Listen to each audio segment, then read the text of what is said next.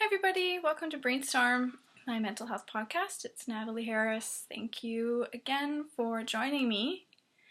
I hope you're having a great day or night, depending on when you're listening or watching this. So as you can see, if you are using the visual form of Brainstorm, I am trying to kind of use the video platform for YouTube to make Brainstorm more accessible to more people.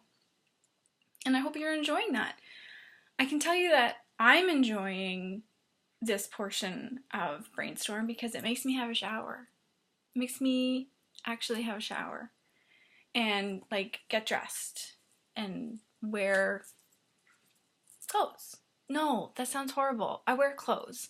It's not that I don't wear clothes. I wear clothes, but I normally wear pajamas because I don't usually go out of the house very often. So, and it looks like, okay, so there's a tank top there, just so you know. Anyway, I am rolling with the energy that this is giving me. I can, well, I don't want to say guarantee, but I'm going to be realistic in thinking that that won't last forever. You will see me in my pajamas one of these days, probably soon. But for today, I was able to be inspired enough to have a shower for you. And I thank you for that. That means a lot to me. I wanted to share with you about a topic that I have shared about in the past before, but not on YouTube. And I think that it's a very important topic because I learned so much from the lesson that I'm about to tell you about. So the topic is attachment and love and compassion. So as I've mentioned from time to time in my podcast and my blog, I go to a Buddhist center from time to time. I don't say I'm Buddhist. I'm neutral religion, but I do enjoy going for the lessons that we talk about, especially when they're about love and compassion and virtuous ways of being, and they being the teacher, she really makes the lessons applicable to real life, to how we live in our society today. It's not like you're sitting on a mountain somewhere or in a monastery. It's about life as Western society, basically. And more than Western, but I think you get what I'm saying.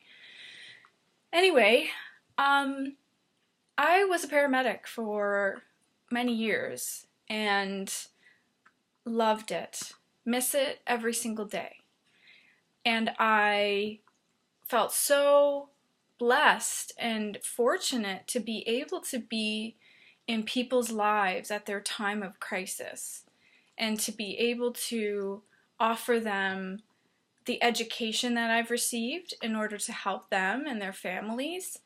But one of the biggest parts about being a caregiver in any capacity is that you give care, that you give compassion, that you give a willingness to help that person. And when I couldn't be a paramedic anymore because I developed PTSD and addiction after a bad call that I did, I really felt a loss for not being able to have that connection with people anymore. And that is really one of the reasons why I started Brainstorm and why I started my blog and wrote a book basically about my entire experience with my mental illness and the journey that I've had with depression, anxiety, PTSD, and addiction. So, but when I was about to go off the road, in my wildest dreams, would I ever have thought that that was going to be forever? Never in my wildest dreams did I think that. Took me a very long time to actually come to that realization. I knew I was getting sick because I wasn't feeling the same connection to patients anymore. And I thought my compassion was being wasted. I thought, all the things that I do, all the skills that I perform, all the directives that I use to assist people in medical ways that don't have the outcome that I'm hoping for, made me feel like it was kind of wasted in a sense. And I know that sounds really horrible, but you'd have to be in that position to really understand what I'm trying to say. When you have people's lives literally in your hands and you're trying to save their life, and I thought I was capable of helping them beyond what realistically the universe had planned for the person. So let me share a lesson that I learned at the Buddha Center. And this was several years ago. The topic was compassion, and the teacher was sharing about how wonderful compassion was, and how it was rooted in love, and how love is the desire to wish someone happiness and wish someone well. And compassion, again, is very much similar to that, wanting the best for someone. And she was just talking so beautifully about it, and I was getting frustrated, and I was getting mad, and I didn't know why, but I was feeling like she's making compassion sound so wonderful, but compassion made me sick. So me, knowing me, if you knew me, you would know this is what I would do, threw my hand up and said to the teacher, "You're making compassion sound so lovely, but compassion made me sick. I'm a paramedic, and I am developing what I think at that time was compassion fatigue." And she looked at me so kindly and lovely and wonderfully, and she said, "Natalie, compassion never made you sick. It never can. What made you sick was attachment." And I just put my hand down. It made so much sense to me. She said, instead of just giving compassion freely, excuse me, and not having any expectations, you're attached to the outcome of the care that you're giving to these people. So the compassion that you're sending is being mistaken, and it's really attachment. And that made sense.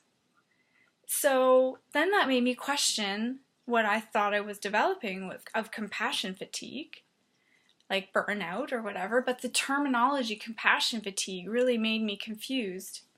And I now challenge that terminology and say it makes so much more sense to call it attachment fatigue. And by doing that, we allow compassion to take back all of the beautiful and wonderful meaning that it is intended to have. I wish I had learned about this when I was in school. So when I do talks, not do-do, why did I say that? That's weird.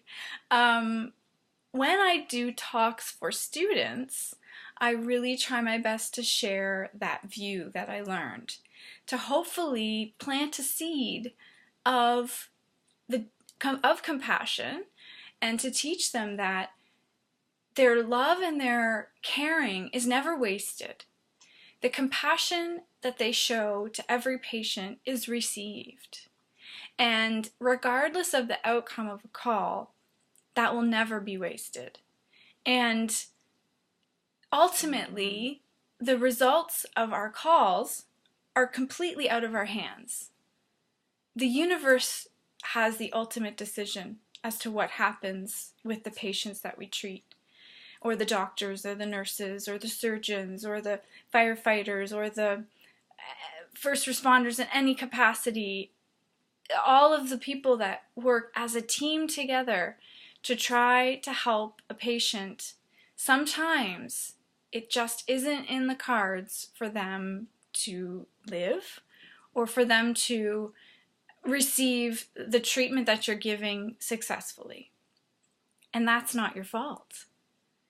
And I thought to myself, I put so much pressure on myself back when at the end, especially at the end of my career, I was putting so much pressure on myself I had become an advanced care paramedic, and I had more skills and more directives than I'd ever imagined possible, and I was using them almost on a daily basis. I was getting these dynamic calls that I couldn't even imagine. I couldn't describe. They were just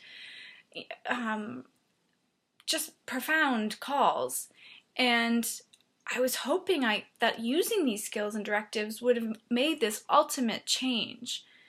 And I needed to remember that it wasn't always about the skills. It wasn't always about the directives. My ability to hold someone's hand, my ability to talk to the family compassionately and sensitively and guide them in the right direction with regards to whatever was going on was a form of compassion as well. And just being out in the community and showing what we do and caring for people was compassion as well. So I hope that makes sense to you.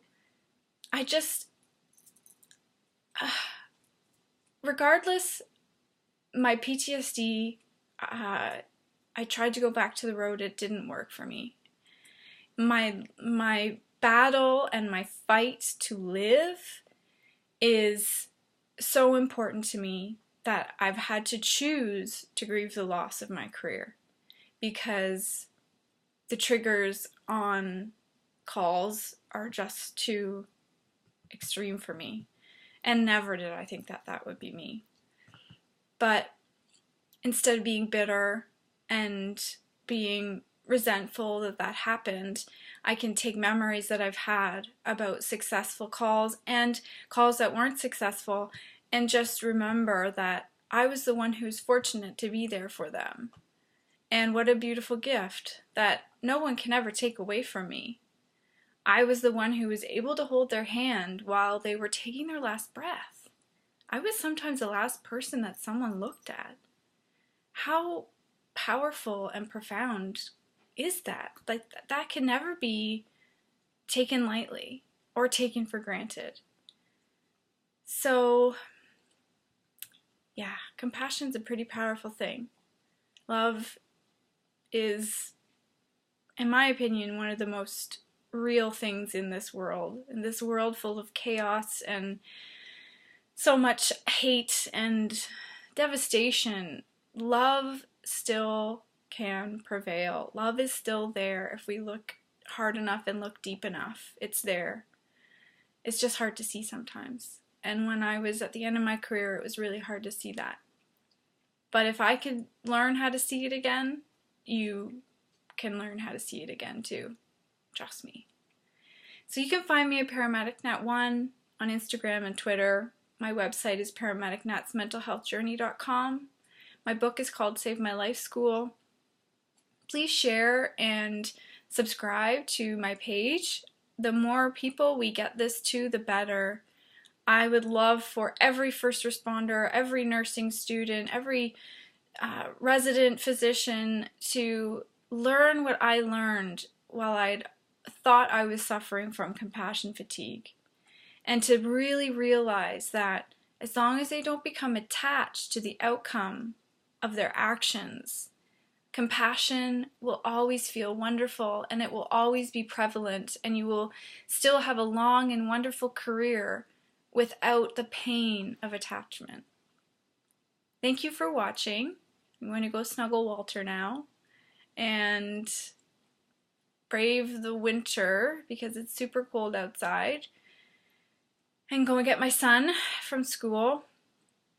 And I thank you for listening. Have a wonderful day. Bye-bye.